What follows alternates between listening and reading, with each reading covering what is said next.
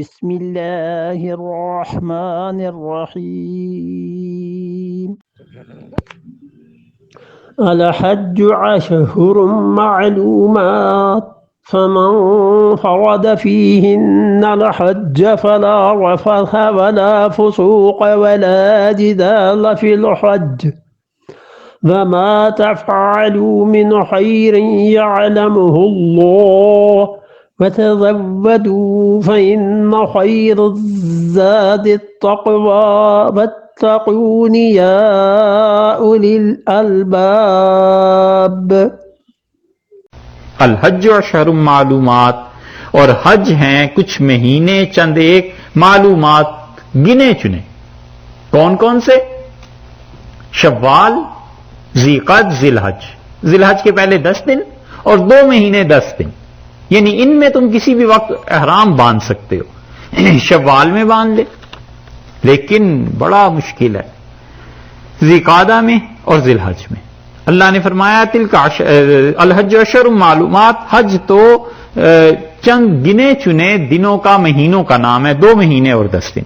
فمن فرض فیہن الحج، سو جس شخص نے حج فرض کر لیا ان دنوں میں، ان مہینوں میں حج فرض کر لیا، احرام باندھ لیا. ٹھیک ہے، احرام باندھنا 2 چادریں ہیں جو ظاہر میں علامت ہیں، ایک نیچے اور ایک اوپر، لیکن در حقیقت احرام ان چادروں کا نام نہیں، احرام نام ہے ان پابندیوں کا جو شریعت اس کے بعد لگاتی ہے. اسی لیے یہ 2 چادریں اتار دیں، پھر دوسری پہن لیں، تبدیل کر لیں، کوئی حرج نہیں، کوئی منع نہیں کرتا. فمن فرض فیہن الحج، جس انسان نے حج فرض کر لیا اپنے لیے ان مہینوں میں، 2 مہینے 10 دن میں، فلا رفث، تو اس سے وہ نہیں کرے گا رفث. رفث کیا ہے؟ ہاں، وہ آ گئی نا بات، اپنی اہلیہ سے باتیں کرنا.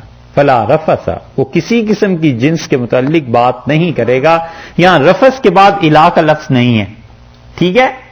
وہاں الہ تھا نا، تو رفث الہ کا مطلب عملاً ازدواجی تعلقات کو قائم کرنا، اور رفث کے بعد کوئی لفظ ہی نہیں آیا، ارشاد فرمایا ایسا، تو اس کا مطلب ہے سرے سے بات بھی نہیں کرنی.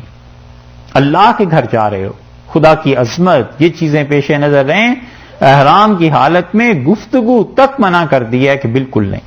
ولا فسوق، اور نہ ہی کوئی گناہ کا کام، ولا جدال، اور نہ ہی لڑنا ہے فی الحج، حج کے زمانے میں، یعنی جو حج کا زمانہ ہے اس میں لڑائی سے بھی منع کر دیا، اور حج کے زمانے میں منع فرما دیا ہے کہ دیکھو حالت احرام میں، یعنی احرام جب تک پہنا ہوا ہے تم ان تینوں کاموں کو روک دو گے، نہیں کرو گے.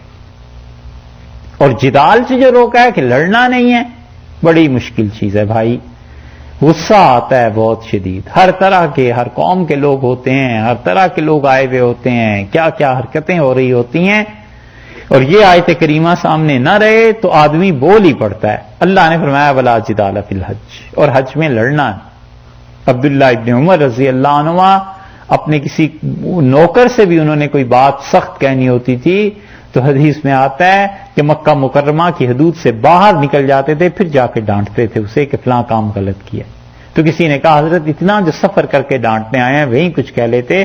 انہوں نے کہا اللہ کا گھر ہے، اور اللہ نے کہا ہے یہاں جو بھی گناہ کی نیت ارادہ کرے گا خدا اسے عذاب دے گا. تو میں ممکن ہے اس کو زیادہ ڈانٹ جاؤں، میں نہیں چاہتا اللہ کے گھر میں گناہ ہو. ولا جدال فی الحج، جب تک احرام باندھا ہوا ہے نہیں لڑو گے. دیکھو یہاں پر یہ بھی کہہ سکتے تھے کہ فمن فرض فیہن الحج، جس شخص نے حج اپنے اوپر فرض کر لیا ہے وہ رفث، فسوق اور جدال نہ کرے. دوبارہ کیوں لائے ہیں فی الحج کا لفظ؟ 2 مرتبہ آ گیا نا.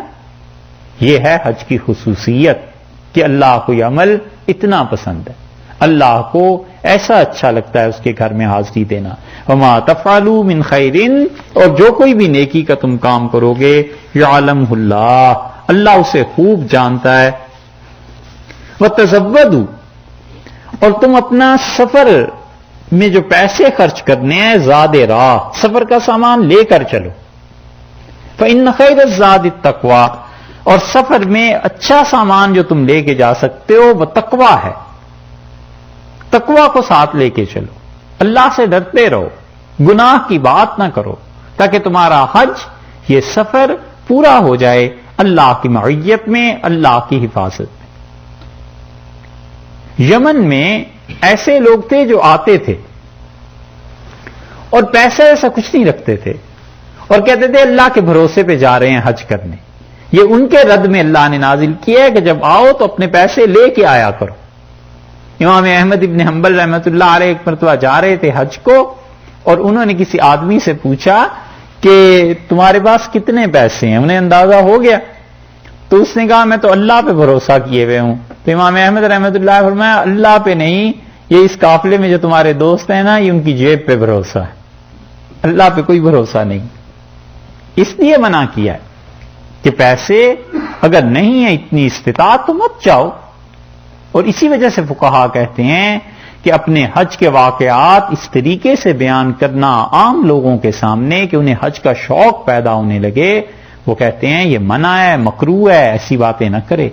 ایسے نہ ہو کہ کوئی آدمی نہ جا سکتا ہو اور اس کے دل میں حج کی کیفیت، حج کے لیے پیدا ہو جائے جوش جذبہ، تو قرض لے کے جائے گا، پھر اس کا بنے گا کیا؟